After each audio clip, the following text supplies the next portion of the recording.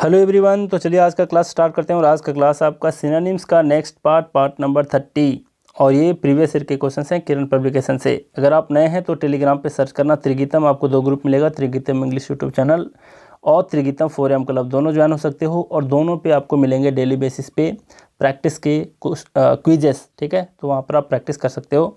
और ये जो मैं नंबर दे रखा हूँ ये व्हाट्सअप का नंबर है, इस पर जाओगे और आप मुझे लिखोगे पर्सनल गाइडेंस, मैं आपको वहाँ पर मैसेज कर दूंगा कि इसको ज्वाइन करने के क्या प्रोसीजर हैं। इसमें टास्क दिए जाते हैं और इसी टास्क के बेसिस पर ऑनलाइन टेस्ट लिए जाते हैं। सारे क्वेश्चन और ऑप्शन इसी टास्क में से ही होते हैं, ताकि आप बार बार वर्ड्स को देखोगे, दिमाग में आपका रिवीजन होते जाएगा, है ना, साथ साथ में। और रिवीजन पे बहुत ज़्यादा फोकस होता है कि कब कैसे रिवाइज़ करने हैं।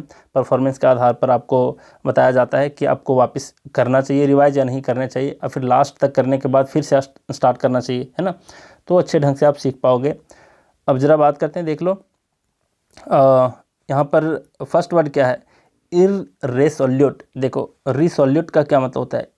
रिसोल्यूट जो होता है इसका मतलब होता है एक तरह से दृढ़ कह सकते हो, बिल्कुल स्थिर टाइप का, दृढ़ टाइप का, है ना, हठी टाइप का भी रिसोल्यूट कहलाता है। तो यहाँ पर इररेसोल्यूट है, जिसका मतलब क्या होता है, इसका मतलब होता है अस्थिर, इसका मतलब होता है अस्थिर। ठीक है, और फिर अनिश्चय भी बोल सकते हो, अनिश्चय, अनिश्चय, है ना, मतलब जो डिसाइडेड नहीं है अभी तक, है ना, जो डिसाइड नहीं कर पाया है, अनिश्चय है, तो उसको भी कहेंगे इर्रेसोल्यूट। ठीक है, अब यहाँ पर देखो, यहाँ पर अनडिसाइडेड, तो अनडिसाइडेड का मतलब ही होता है क्या, अनिश्चय होता है, डिसाइडेड नहीं है, तो यही क्या होगा, इसका आंसर होगा।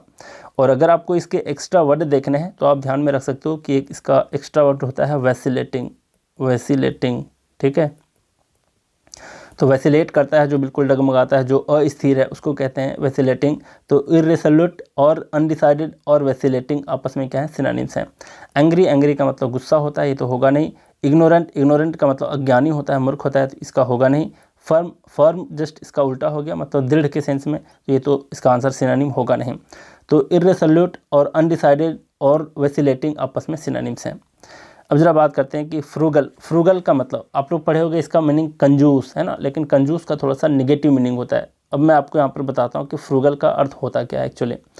तो फ्रूगल को जो कहते हैं ना, प्योर हिंदी में एक वर्ड होता है इसके लिए, मितव्ययी, मितव्ययी, ध्यान देना, मितव्ययी, है ना, जो व्यय करे मतलब खर्चे करे, लेकिन मितव्ययी, तो इसका मतलब होता क्या है, तो ये मैं बताता हूँ। मतलब ऐसा व्यक्ति जो थोड़े से पैसे को बचाता हो, लेकिन होशियारी से बचाता हो, थोड़े ढंग से खर्चे करता हो, है ना, मतलब उल्टे सीधे खर्च नहीं करता हो। ऐसा नहीं कि थोड़ा सा। कंजूस का क्या मतलब होता है, कंजूस का मतलब होता है कि उसको रिक्वायरमेंट भी है किसी चीज़ की, लेकिन फिर भी वो खर्च नहीं कर रहा, मतलब मर जाए तो मर जाए, लेकिन हाथ से पैसे ना जाए, है ना। तो वैसे लोगों को कहते हैं कंजूस, लेकिन वो कंजूस के सेंस में फ्रूगल का मीनिंग नहीं होता है। कंजूस इसका मीनिंग हो सकता है, लेकिन पॉजिटिव सेंस में, कि थोड़े से इकोनॉमिकल होकर के, है ना, पैसे को बचाने के सेंस में, और होशियारी के साथ अगर खर्चे करे, कम खर्चे करे, होशियारी के साथ करे, तो कहते हैं उसको फ्रूगल, मितव्ययी, है ना। जिसका एक एक्स्ट्रा सिनोनिम भी ध्यान रख सकते हो, एक वर्ड होता है प्रोविडेंट, प्रोविडेंट। ठीक है, प्रोविडेंट, तो ये भी इसका सिनोनिम होता है प्रोविडेंट। और इकोनॉमिकल, इकोनॉमिकल ही इसका आंसर है, तो फर्स्ट नंबर ही इसका क्या होगा, आंसर होगा। फिर यहाँ पर डेलिकेट, डेलिकेट का मतलब क्या होता है, डेलिकेट का मतलब होता है नाजुक, बिल्कुल कोमल, है ना। तो यहाँ पर देखो स्प्लेंडिड, स्प्लेंडिड का मतलब है शानदार, ये तो होगा नहीं। हंगरी, हंगरी का मतलब होता है भूखा। तो समझ गए किसका आंसर क्या होगा, फ्रूगल, इकोनॉमिकल और प्रोविडेंट, जिसका मतलब मितव्ययी होता है। समझ गए इसका आंसर। अब यहाँ पर देखेंगे 293 नंबर में क्या दे रखा है। यहाँ पर पूछा है मोटिव, मोटिव का क्या मतलब होता है, मोटिव का मतलब होता है उद्देश्य, है ना, कौन से व्यक्ति किस इरादे से आया है आपके पास, है ना। तो मोटिव का मतलब होता है कि उद्देश्य, इरादा, है ना। इसका एक्स्ट्रा सिनोनिम आप ध्यान में रख सकते हो, एक वर्ड होता है वेयर फॉर, किस कारण से, है ना, और फिर किस वजह से, किस इरादे से आया है। वेयर फॉर भी इसका क्या होता है, एक सिनोनिम होता है। कभी नहीं सुने होंगे शायद, आप में से बहुत कम ही लोग सुने होंगे। तो वेयर फॉर भी इसका क्या होता है, सिनोनिम होता है, किस इरादा से आया है, इरादा, उद्देश्य, इसका मीनिंग होता है। फिर यहाँ पर रीज़न, रीज़न का मतलब कारण हो गया आपका, और ओकेज़न का मतलब अवसर हो गया, है ना। और यहाँ पर इंटेंशन, इंटेंशन का मतलब होता है इरादा, तो इरादे के सेंस में यही इसका क्या होगा, आंसर होगा। प्रिपरेशन है, प्रिपरेशन का मतलब होता है तैयारी। तो समझ गए क्या होगा, मोटिव और इंटेंशन और वेयरफॉर आपस में सिनोनिम्स हैं। नेक्स्ट है यहाँ पर आपका पिटी का मतलब होता है क्या, पिटी का मतलब होता है आपका दया, ठीक है, दया होता है इसका मतलब। अब ज़रा देखो यहाँ पर थोड़ा सा कंफ्यूज कर दिया है आपको ऑप्शन को दे करके। तो पिटी का मतलब दया और करुणा भी होता है। यहाँ पर दे रखा है मर्सी और एक दिया है काइंडनेस, और दोनों ही इसके सिनोनिम्स करेक्ट हैं बिल्कुल, लेकिन आपके एग्ज़ाम के हिसाब से मर्सी को मोस्ट अप्रोप्रिएट माना है, लेकिन पॉसिबल है कि ये दोनों ही आंसर करेक्ट हैं, ठीक है। और अगर दोनों रहे तो मर्सी पे आपको क्या करना है, टिक लगाना है। दोनों ऑप्शन अगर रहे तो मर्सी को ज़्यादा प्रायोरिटी देना है। तो पिटी, मर्सी और काइंडनेस सबका मतलब होता है दया। फिर यहाँ पर ऑफेंस का मतलब होता है अपमान, और जॉय का मतलब होता है खुशी, आनंद, ठीक है, खुशी या फिर आनंद। तो आप समझिए कि पिटी का मतलब मर्सी और काइंडनेस दोनों होता है, लेकिन आपके एसएससी के हिसाब से मर्सी इसका आंसर है। एक्स्ट्रा वर्ड अगर ध्यान में रखो तो कई बार मैं बता चुका हूँ, एक वर्ड कंपैसन है ना, कंपैसन मेरे विचार से 28 नंबर पार्ट में इसको मैं बता चुका था, कंपैसन वाले वर्ड को, जिसमें सिनोनिम पूछा था, जिसका मर्सी ही पूछा था, क्वेश्चन में ही मर्सी था। अभी देखो ऑप्शन में आ गया, और उस टाइम उसका आंसर था सिंपथी, 28वां नंबर पार्ट में जा कर के देखोगे, ठीक है। तो इस तरीके से आपको ध्यान में रखने हैं, बहुत बार रिवीजन होगा वैसे ये सारे वर्ड्स। नेक्स्ट है आपका यहाँ पर 295 नंबर में क्वैश का क्या मतलब होता है, क्वैश का मतलब होता क्या है, तो इसका मतलब होता है किसी को दबा देना, बिल्कुल ही मिटा देना, है ना। किसी को दो तरीके से देखो, किसी को दबा देने के सेंस में मतलब सप्रेस कर देना, ठीक है, मिटा देने के सेंस में सबड्यू कर देना, सबड्यू है ना, मिटा देना इसके सेंस में। तो ये सारे भी इसके सिनोनिम्स करेक्ट हैं। यहाँ पर क्या है, क्वेश्चन का मतलब होता है प्रश्न करना, क्वेश्चन करना, है ना, सवाल करना। प्लेज का क्या मतलब होता है, तो प्लेज का मतलब होता है आपका जिसको कहते हो प्रतिज्ञा करना, है ना, संकल्प लेना। यहाँ पर रिजेक्ट का मतलब होता है बिल्कुल ही अस्वीकार कर देना, ठीक है, अस्वीकार कर देना। और फिर आप कह सकते हो रिजेक्ट कर देना, मतलब ठीक है, मतलब अपनाना नहीं, उसको रिजेक्ट कर देना। स्लैश का मतलब क्या होता है, इसका मतलब होता है चीर देना, है ना, स्लैश कर देना, जिसे कहते हो ना एक स्लैश मुझे भी देना केक का, है ना, तो केक का स्लैश मतलब उसे चीर करके छोटा करके देना। तो छोटा करने के सेंस में, चीर देने के सेंस में स्लैश होता है आपका, ठीक।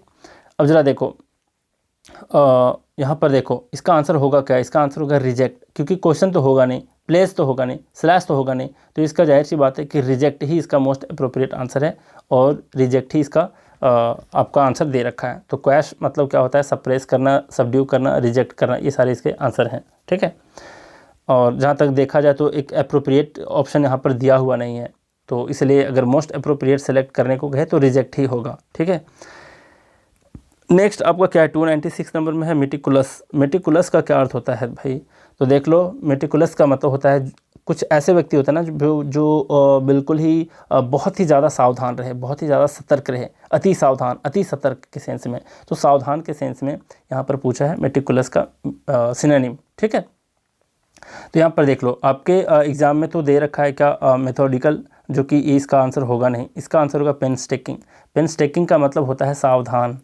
तो सावधान, अति सावधान के सेंस में आपका यही आंसर होगा पेनस्टेकिंग, लेकिन आपके बुक में दे रखा है मेथोडिकल, जो कि गलत दे रखा है, ठीक है। मेथोडिकल का क्या मतलब होता है, इसका मतलब होता है व्यवस्थित तरीके से, है ना, सिस्टमैटिक तरीके से, व्यवस्थित।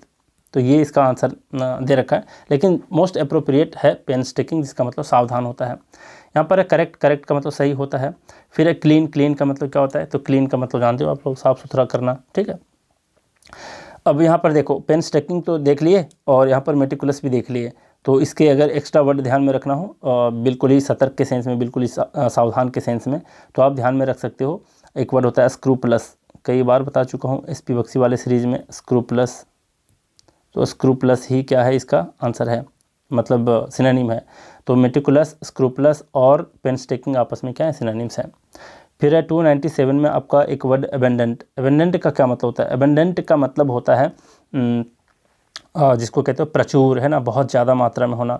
और यहाँ पर देख लो, यहाँ सफिशिएंट है, सफिशिएंट भी इसका आंसर हो सकता है, लेकिन सफिशिएंट के बगल में ही प्लेंटीफुल दे दिया है, तो मोस्ट अप्रोप्रिएट यहाँ पर प्लेंटीफुल होगा, ठीक है। सफिशिएंट का मतलब पर्याप्त होता है, लेकिन प्लेंटीफुल का मतलब होता है प्रचुर मात्रा में होना, बहुत अधिक मात्रा में होना, और का भी मतलब होता है प्रचुर, तो इसका मोस्ट अप्रोप्रिएट आंसर है प्लेंटीफुल। यहाँ पर सिग्निफिकेंट का मतलब क्या होता है, पर्याप्त होता है, सफिशिएंट, है ना, सफिशिएंट के सेंस में पर्याप्त भी इसका मीनिंग होता है, समझ रहे हो। और यहाँ तक बिल्कुल क्लियर है। और सिग्निफिकेंट पर्याप्त भी होता है और महत्वपूर्ण भी होता है। इसका मतलब सिग्निफिकेंट नहीं बोलते, कोई सिग्निफिकेंट पर्सन आया है मतलब महत्वपूर्ण व्यक्ति आया है। फिर यहाँ पर वाइब्रेंट, वाइब्रेंट का मतलब क्या होता है? वाइब्रेंट का मतलब जानते हो, कांपने वाला। तो ये भी इसका मीनिंग है, वाइब्रेंट का मतलब कांपने वाला। तो यहाँ पर देखो अबेंडेंट और प्लेंटीफुल आपस में सिनोनिम्स हैं। एक महत्वपूर्ण वर्ड मैं बताने जा रहा हूँ, ध्यान देना। एक वर्ड होता है ग्लोर, देखो एक वर्ड होता है ग्लोर, ठीक है, GALORE, ये थोड़ा सा ज़्यादा बड़ा लिखा गया है ना, तो ग्लोर। तो ग्लोर इसका क्या है? एक एक्स्ट्रा वर्ड है अबेंडेंट का और प्लेंटीफुल का। ध्यान में रखोगे आप, बिल्कुल रखना है आपको। अबेंडेंट, प्लेंटीफुल और ग्लोर आपस में क्या है? सिनोनिम्स, जिसका मतलब होता है बहुत ज़्यादा मात्रा में होना, प्रचुर मात्रा में होना, ठीक है।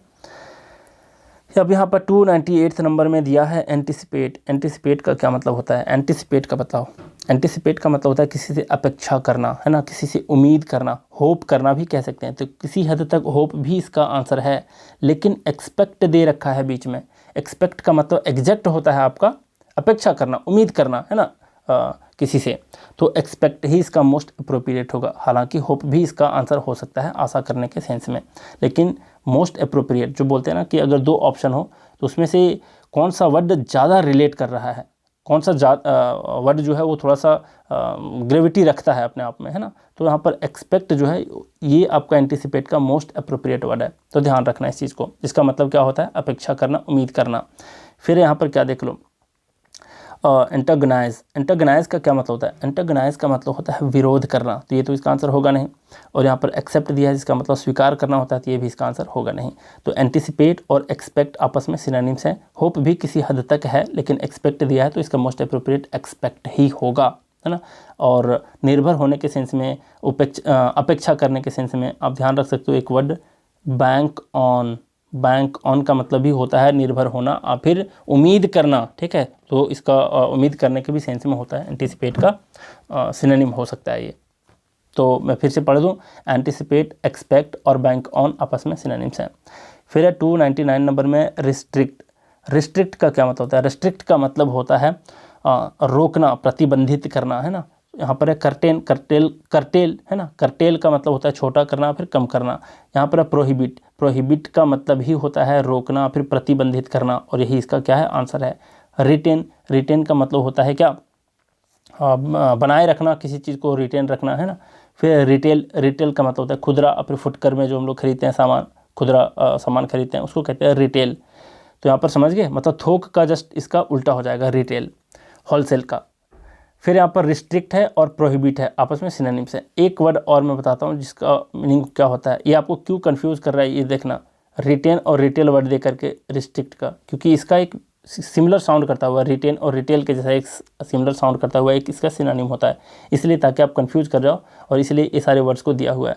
जिसका एक होता है रिस्ट्रेन, ध्यान देना यहाँ पर रिस्ट्रेन, ठीक है। तो रिस्ट्रिक्ट और रिस्ट्रेन आपस में सिनोनिम्स है, तो ध्यान में रखना इसको।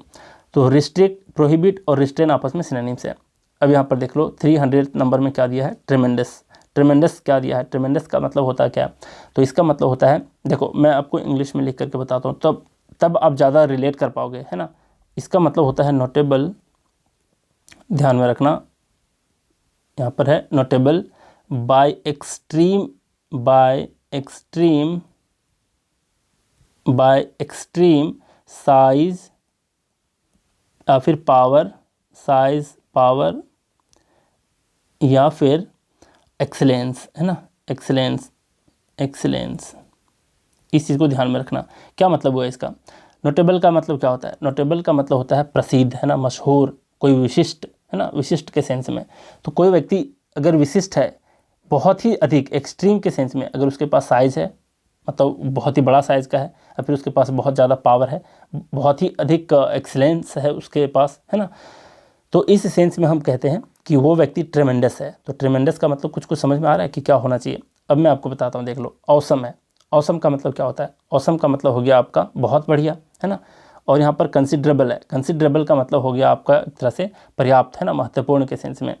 और यहाँ पर है एक्सेसिव। एक्सेसिव का मतलब बहुत अत्यधिक होने के सेंस में। तो कहीं ना कहीं एक्सेसिव भी इसका आंसर हो सकता है, लेकिन मोस्ट अप्रोप्रिएट यहाँ पर रिमार्केबल है, समझ रहे हो, रिमार्केबल, है ना, जिसका मतलब भी एक तरह से होता है महत्वपूर्ण व्यक्ति है, कोई बहुत ही मशहूर व्यक्ति है, विशिष्ट व्यक्ति है, तो उस सेंस में भी हम कह सकते हैं रिमार्केबल। ठीक है, तो यहाँ पर ध्यान देना कि रिमार्केबल यहाँ पर मोस्ट अप्रोप्रिएट आंसर है। फिर से मैं बता दूँ, ट्रिमेंडस का मतलब बताया, notable by extreme size, power और एक्सीलेंस, जिसका मतलब होता है क्या, एक तरह से कह सकते हो रिमार्केबल के सेंस में, है ना, असाधारण के सेंस में, अद्भुत के सेंस में रिमार्केबल और ट्रिमेंडस कह सकते हैं।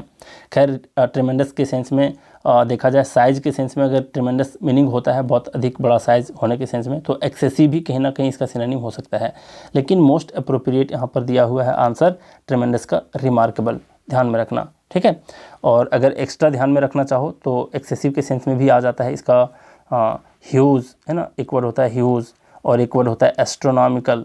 एस्ट्रोनॉमिकल इसका मतलब भी होता है बहुत बड़ा, है ना, एस्ट्रोनॉमिकल। ठीक है, खगोल शास्त्र से रिलेटेड भी एस्ट्रोनॉमिकल होता है, एस्ट्रोनॉमिकल, एन ओ छूट गया है बीच में आर ओ के बाद, एस्ट्रोनॉमिकल, जिसका मतलब क्या होता है, इसका मतलब भी होता है बहुत विशाल, बहुत बड़ा। ठीक है, ध्यान में रखना। अब ज़रा देख लो, बहुत कुछ सीखे आज भी, है ना, तो ऑलमोस्ट ये पार्ट 30 तक मैं कंप्लीट करा दिया हूँ।